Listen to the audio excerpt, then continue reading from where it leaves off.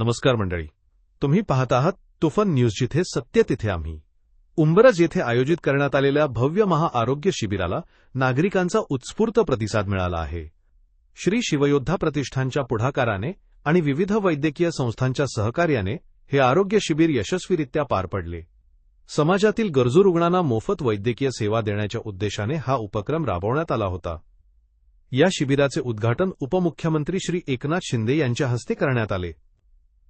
शिवयोद्धा प्रतिष्ठानने घेतलेल्या या सामाजिक उपक्रमाचे अनेक मान्यवरांनी कौतुक केले. यावेळी विविध क्षेत्रातील मान्यवर, सामाजिक कार्यकर्ते तसेच स्थानिक नागरिक मोठ्या संख्येने उपस्थित होते. या महाआरोग्य शिबिरात नागरिकांची विविध प्रकारच्या आजारांवर मोफत तपासणी करण्यात आली. सुमारे 41 जणांची रक्त तपासणी, 145 नागरिकांची नेत्र तपासणी, 50 जणांची दंत तपासणी आणि 45 जणांची कान, नाक, घसा तपासणी करण्यात आली.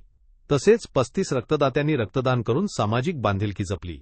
या उपक्रमामध्ये सह्याद्री हॉस्पिटल, गांधी फाउंडेशन, विचरती क्लिनिक, मोर्या डेंटल क्लिनिक आणि यश लॅबोरेटरी यांसारख्या वैद्यकीय संस्थांनी सहकार्य केले.